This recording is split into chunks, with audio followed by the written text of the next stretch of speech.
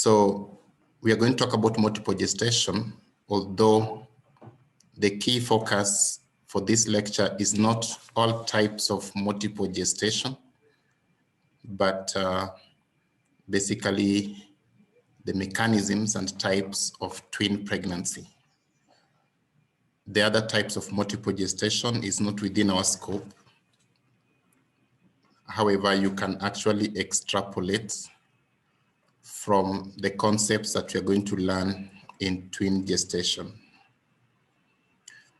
Perhaps you people know someone who are twins, or maybe you are a twin and you're asking yourself, how does twinning come about? I'll start by asking you a question as I normally do. The question is coming on your screen, and you can answer it. You have 1 minute.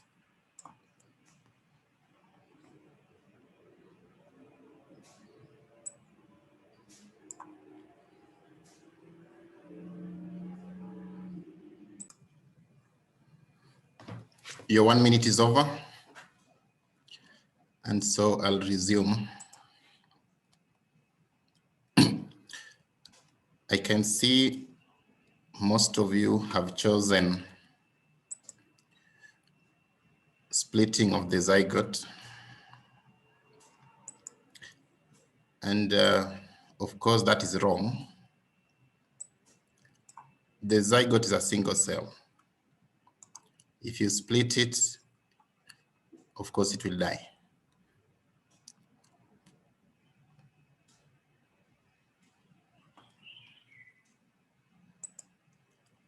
So follow on the lecture to know what could be the response.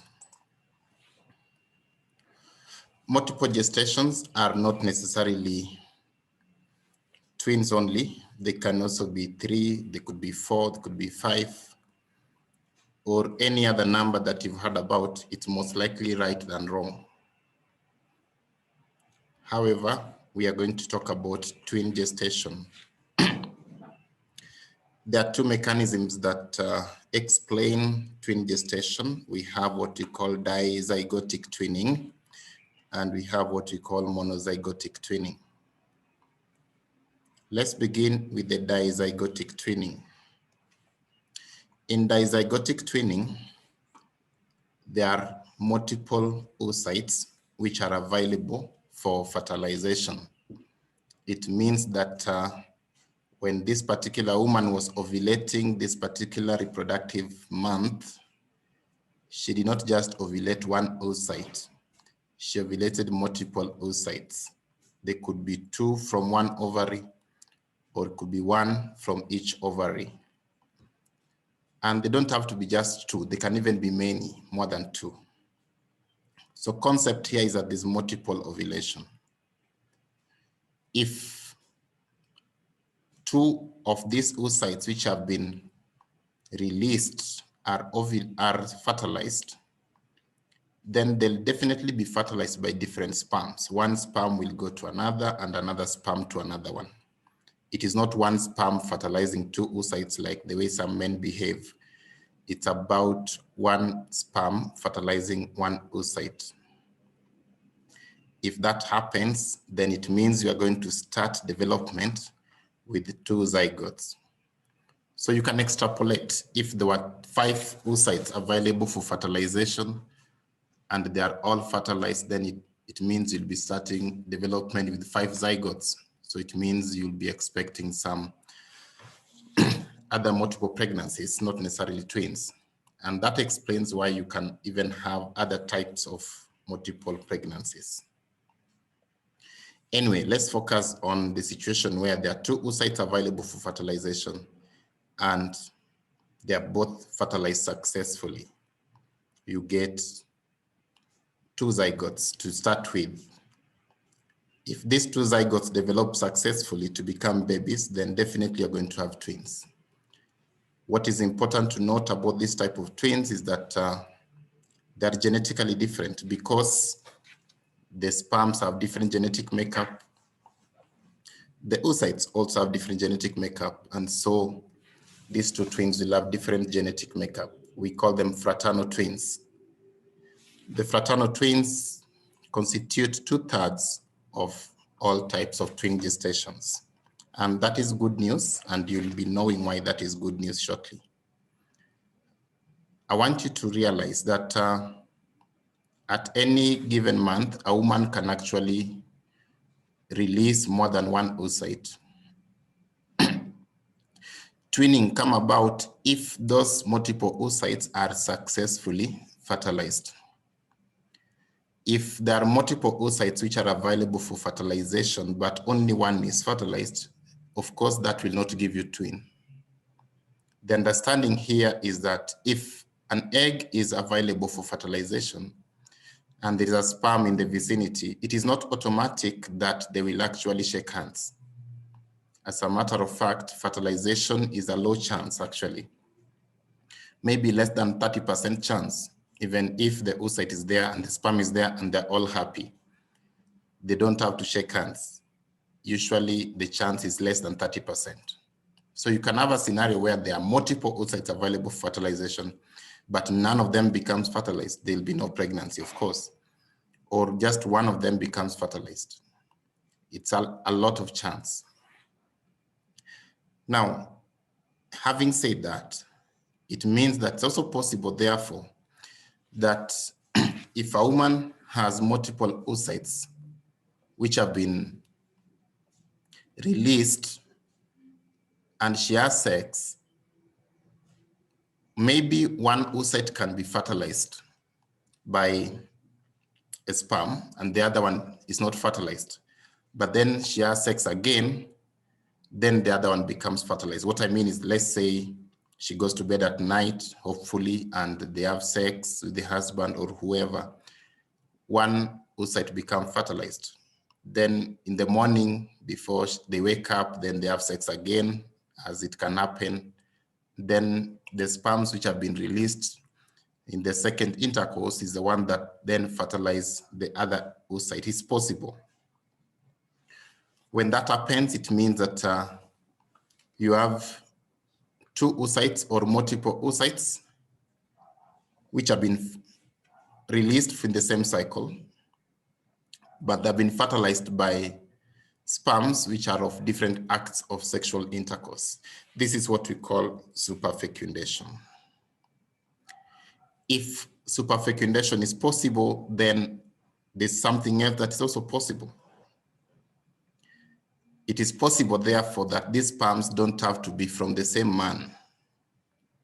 In that case, it means that a woman had sex with one man, let's say during the day, and one egg became fertilized. Then at night, she has sex with another man, then the other egg becomes fertilized. It means you'll have twins who are of different fathers. So therefore, there are two types of superfecundation.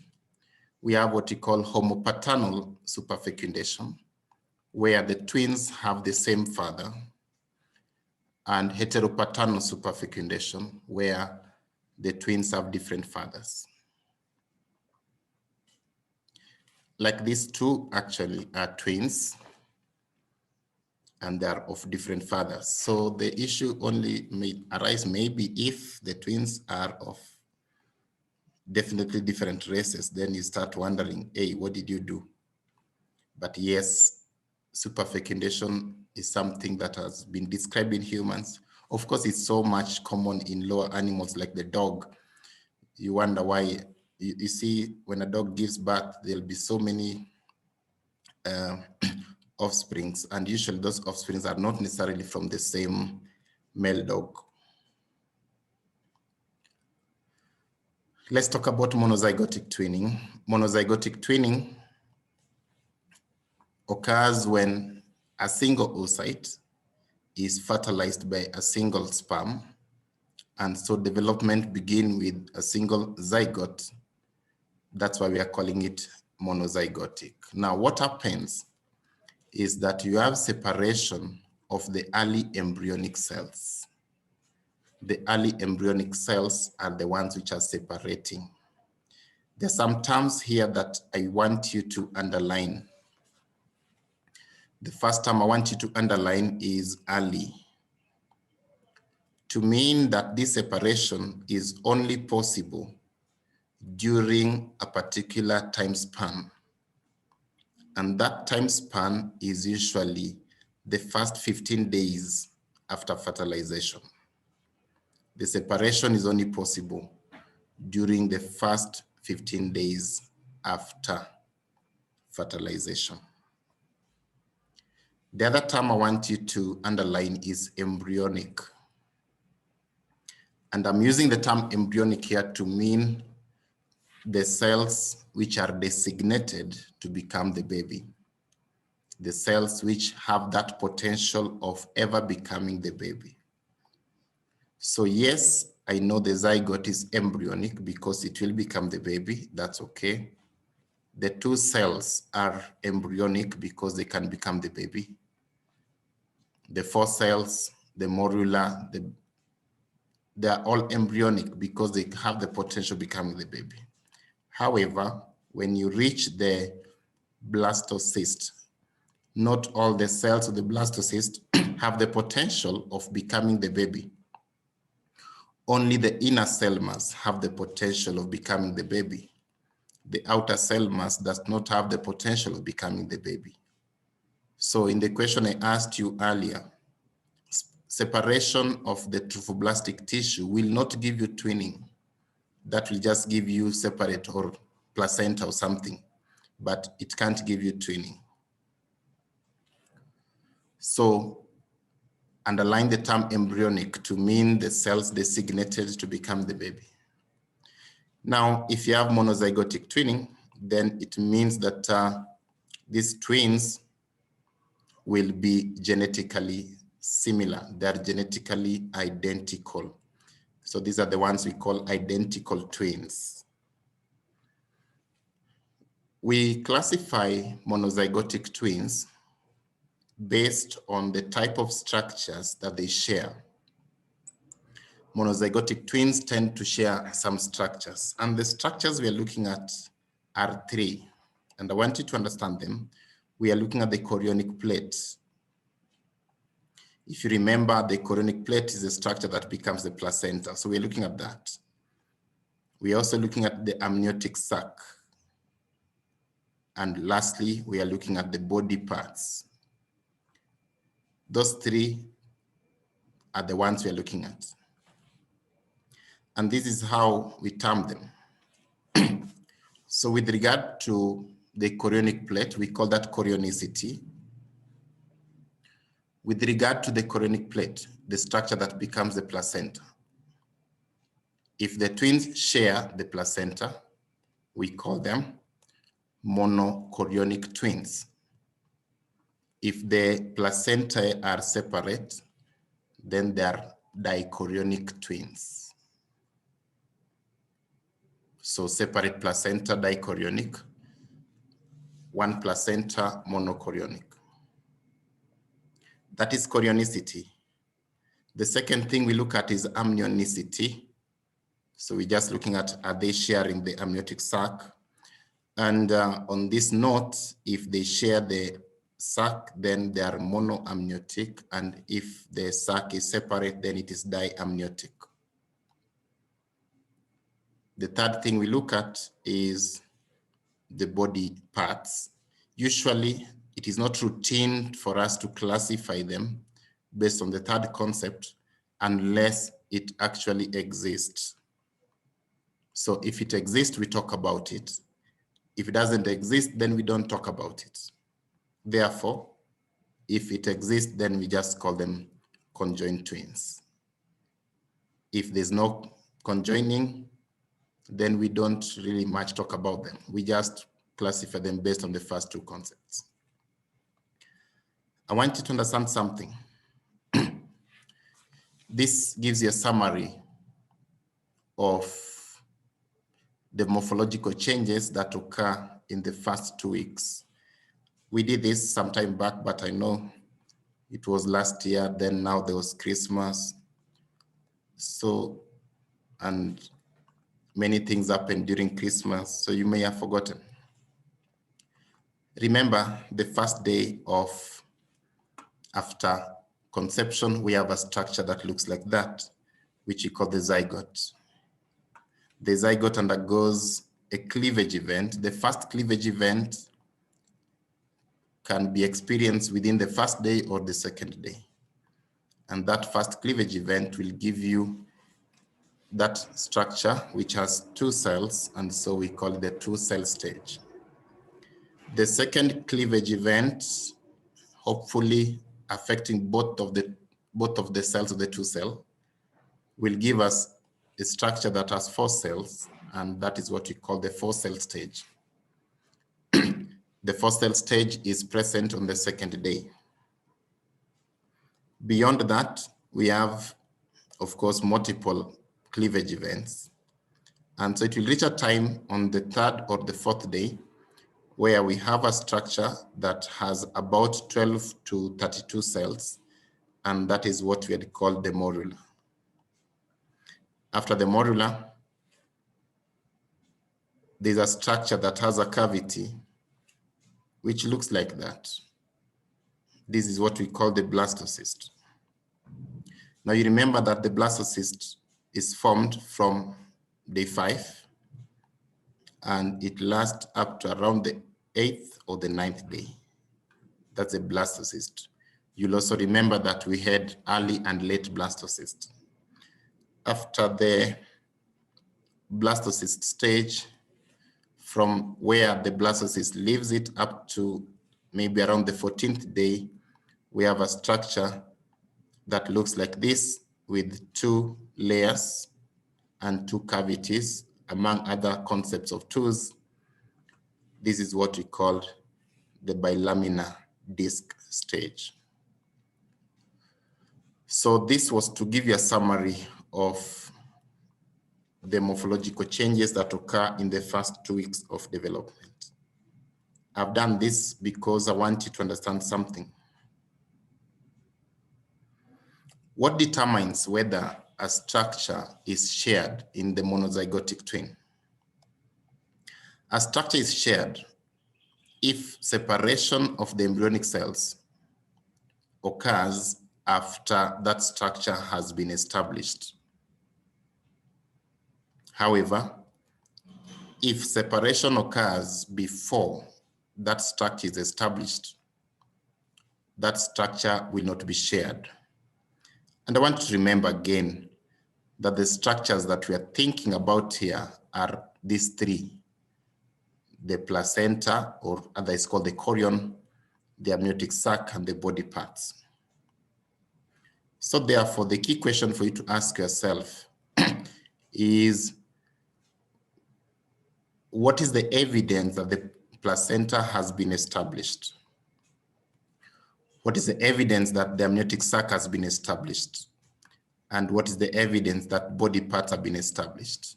And on which day are they established? The evidence that the placenta has been established is the presence of the trophoblast. We have the trophoblast when you have the blastocysts, and you'll remember that is on the 5th day. The evidence that amniotic sac has been established is the bilaminar embryo. And you remember that is present around the 8th or the 9th day. The evidence that body parts have been established is evidenced by the formation of the primitive streak. We mentioned it some time back. And that forms around the 14th or the 15th day. So have that in mind, because it will be important for you to understand it as we discuss the types of monozygotic twins.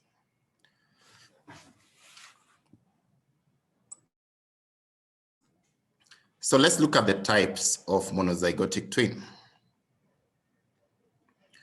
We have different types of monozygotic twinning depending on the timing of the separation, which affect the type of the structures being shared. We've agreed that you definitely cannot have splitting of the zygote. So splitting of the zygote cannot give you monozygotic twinning. that will kill the cell, if you remember that question. But after the first cleavage event, which is by mitosis, and I saw some people still choosing that mitotic events give you twinning. Well, as a matter of fact, mitosis must happen for you to be a person. So mitosis is not the explanation for the twinning.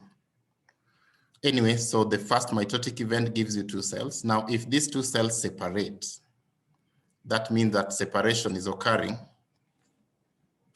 on either the first or the second day, because that's when you have the two cell stage. That means that the two cells will go separate ways, as shown there. And that means that these two separate cells will then continue to develop normally, as shown in these images there. So each cell will become again 2 cell, then 4 cell, then their own morula, then their own blastocyst. By the time now you're having 2 separate blastocysts, it means that each twin has its own placenta, because you see, this is the trophoblast. So a blastocyst has its own trophoblast. So it means that this baby will have, this is the placenta. This other baby, this is the placenta. Therefore, these twins will have separate placenta. When the time comes that the bilaminar discs are being formed, again, there'll be different amniotic sacs. And so these twins will have separate amniotic sacs. We therefore call them dichorionic diamniotic twin. That is the first type of monozygotic twinning that I've taught you. Dichorionic diamniotic twin. That is separation on the first or the second day, separation at the 2 cell stage. Let's look at separation at the 4 cell stage. What happens? So if you have separation at the 4 cell stage, it means that the separation is occurring on the second day after fertilization. In that case, the 4 cells are going to go separate ways. So let's just assume that they go to 2, but they can still go 3-1. Not a big deal. The explanation will still be the same. If you have 2 cells going separate ways as shown here, then it means that at some point there'll be 4 cells again, and then morula again, then blastocysts again, separate ones. Therefore, these twins also have separate placenta, and these twins have also separate amniotic sacs, because we are going to form bilaminar discs separately. Each twin will therefore have its own amniotic sac. Therefore, these ones are also called dichorionic diamniotic twin. If you have separation at the 4 cell stage, you still get dichorionic diamniotic twin. Now let's switch gear and think about something. Suppose you have separation at the modular stage. Which type of twin will we have? I'll give you that in the poll, and you have 1 minute to answer it. You have separation at the modular stage. What type of twin will we have?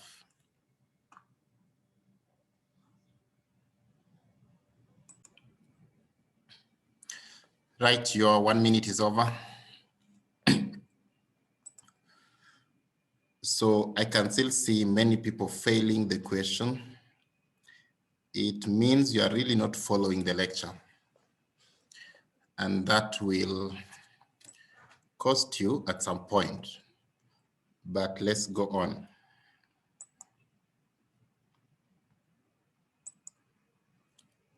Majority of you. Okay, we don't have a supermajority. I'm sharing how you people have responded, and you can see how you've responded. Some people have even said conjoined. Shocking though, but fine, I'll check.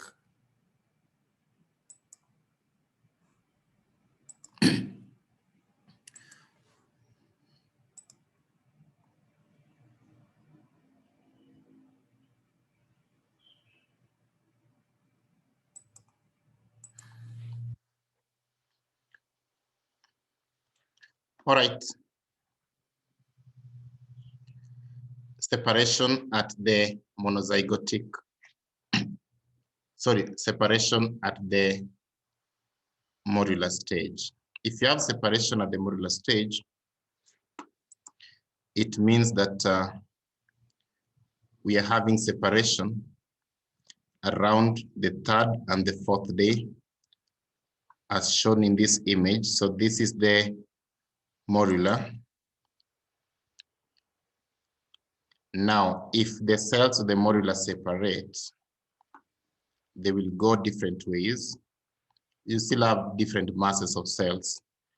For the sake of simplicity, let's just still call them morula, assuming this was 32, then now 16, 16. Don't think about it too much. Each morula will proceed to become the blastocyst. So separate placenta, as we can see. And each blastocyst will proceed to become the bilaminar disc, as you can see here, and so separate amniotic sacs as well. Therefore, separation at the modular stage will still give you dichorionic diamniotic twin. If you understood what I told you in the beginning, you should have gotten that right. Separation is occurring before a structure is established. Therefore, the structure is separate. Now, if you have separation at the blastocyst stage, so that means we are talking about separation between the 5th to the 8th day. Let's take that. If you remember our definition of twinning, it is separation of the embryonic cells. When you have the blastocyst, the embryonic cells are the inner cell mass. So we're talking about separation of the inner cell mass. There are 2 inner cell masses that go separate ways within one shell of the trophoblast. So these twins will share the trophoblast. It means they'll share the placenta. When the time comes for formation of the amniotic sac, each inner cell mass will have its own amniotic sac because the amniotic sac is not yet established here. And so there'll be separate amniotic sacs. We call these monochorionic diamniotic twins. The last one, okay, maybe near the last one. If you have separation at the bilaminar disc stage, it means that we are having separation either between the day 9 up to day 13 there. We've already established the amniotic sac, and definitely we've also already established the chorionic plate. Therefore, these twins can only share those 2 structures. They'll share the trophoblast, the placenta. They'll also share the amniotic sac. Therefore, this is monochorionic monoamniotic twin. Great. I'll remind you something about the 2nd week of development in terms of morphological events. What you are seeing on your left-hand side is the blastocyst, and the dates up there tell you when they actually exist. After the blastocyst, we talked about the bilaminar structure, the bilaminar germ disc with 2 cavities. So this is the bilaminar disc with amniotic sac and yolk sac. After the bilaminar disc, we talk about the primitive streak stage, when you have a structure which looks like this. This is the epiblast, the blue, and the yellow is hypoblast. Then there's this proliferation of cells in the middle of the epiblast. This is what we call the primitive streak. When the primitive streak forms, we call the primitive streak stage. It is present from around, we can work with 14 and 15 for the sake of simplicity. So this is the primitive streak. And so I want to call that the primitive streak stage. When the primitive streak appears, it tells you that now we are switching gear in terms of timing of events. from the pre-embryonic period of development to the embryonic period of development. Remember, the embryonic period of development is the period between week 3 to week 8 after conception. And that period is characterized by development of body organs. Therefore, the primitive streak signifies the presence or the formation of body organs. So if you have separation at the primitive streak stage, it means that some organs are going to be shared. And so the type of twins that we talk about at that point are conjoined twins. So we get conjoined twins when you have separation of the embryonic cells at the primitive streak stage. Now, this is because it is not possible to have complete splitting of the primitive streak. So some structures are going to be shared. The body organs will be shared. We call them conjoined or Siamese twins. We classify them according to the type of body organs they share. But as a matter of concept, if we are to classify them in terms of chorionicity and amnionicity, definitely all of them will be monochorionic, monoamniotic in the understanding of what we've already explained before, that they were splitting when the chorion has already been established and the amniotic sac has already been established. Conjoined twins are classified according to the body regions or the organs which are being shared. For example, in the first one, they are sharing the head. We call them craniopegus. You can call them cephalopegus. Cranial for the skull, cephalo for the head, same concept. The second one are sharing the thorax, so we call them thoracopegus, as you can see there. The third one are sharing the abdomen. We call them omphalopegus. You may want to call them abdominopegus, and there's nothing wrong with that. The last one is called pygopegus. I know you are tempted to call them pelvopegus or sacropegus, and again, there's nothing really wrong with that term. You're just keeping it to English, which is okay. The term pegus is, I think, Latin or Greek, one of them, which means fastened or fused. So we just name them according to the part of the body that is fused. These are not the only examples. There are other examples as well, of course. I'll give you another question. This is the question I'm giving you. We've already talked about the different types of twins, different types of monozygotic twinning. So this is your question. It's coming in your poll. And again, you have 1 minute.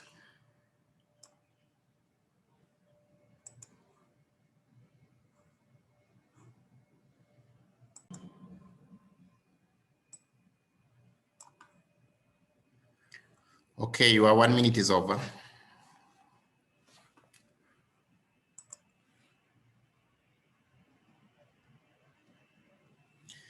So that's a question that I've asked you.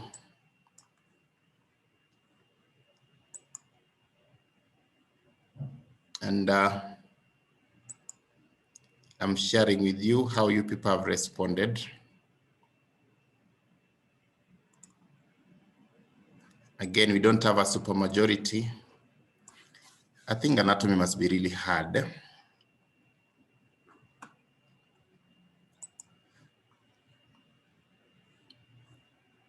Anyway, this question wants you to reason. We are having separation at the beginning of implantation process. So you need to ask yourself, at the time of implantation, which embryonic structures do we have?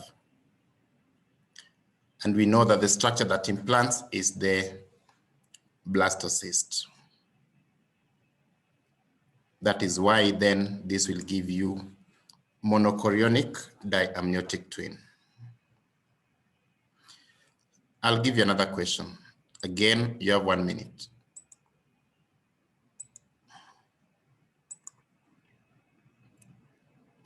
So that's a question you have.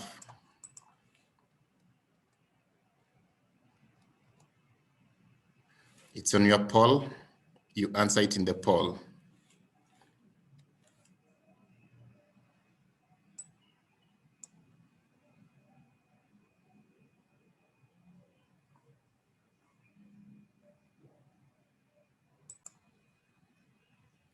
Your 1 minute is over.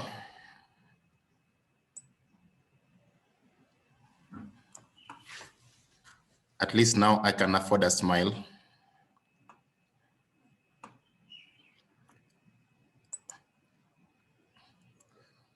Because majority of you have gotten it right. It means at least you've understood something. For the others who have failed it, I think the issue is with you now. Right.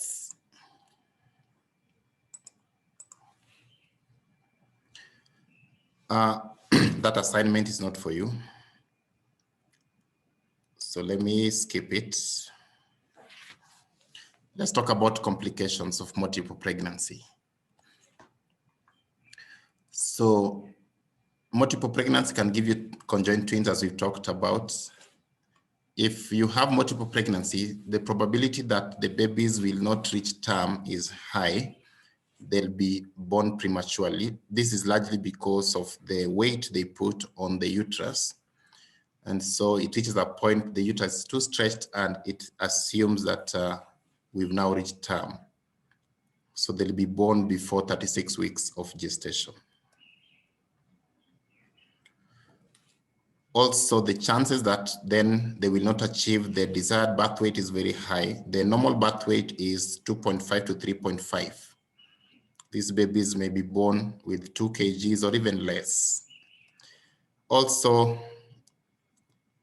you can have parasitic twin, and this is largely for the conjoined twins or the monozygotic twins, so to speak.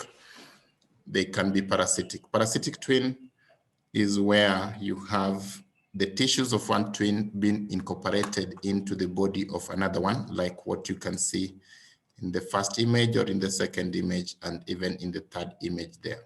These are types of parasitic twins. I will leave it to you to decide who is a parasite between the small one, this one, or this big one. You'll decide on your own.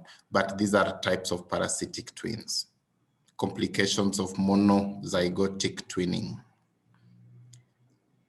Another complication of monozygotic twinning is what we call twin-to-twin transfusion syndrome.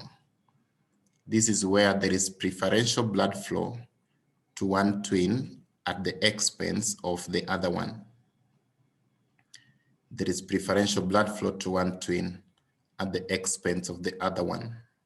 So when the babies are born, the one that was receiving a lot of blood flow will be slightly bigger, of course, compared to the one that was being denied the blood flow.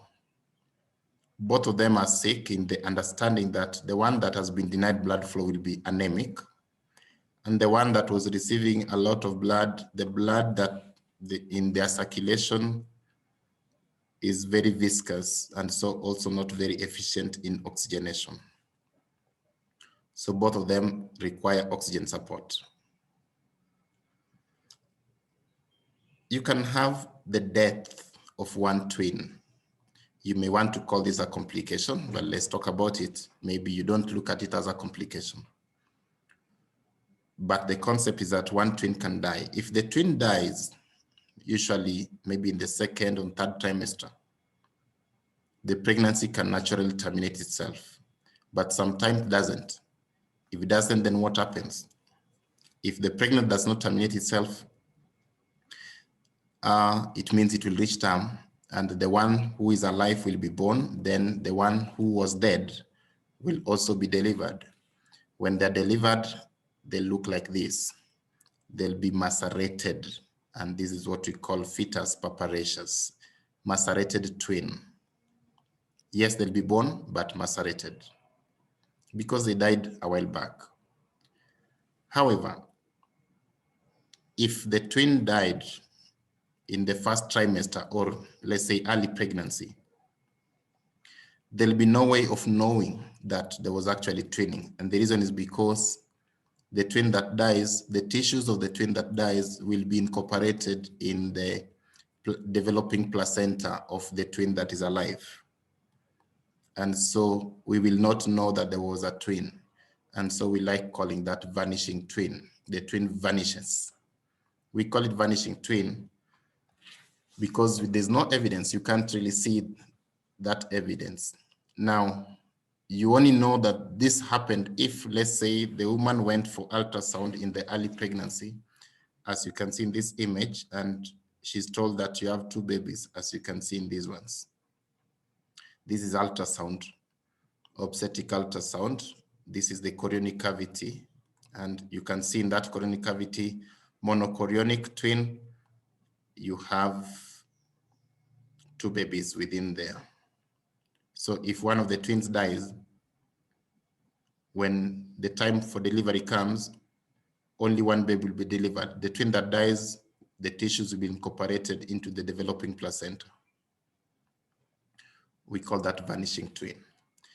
Good, so that is the story about twin pregnancies. I'll give you a few minutes to ask me questions. I'll try to limit you, so I'll only answer questions in 5 minutes. Then I'll give you a short break, then we'll proceed.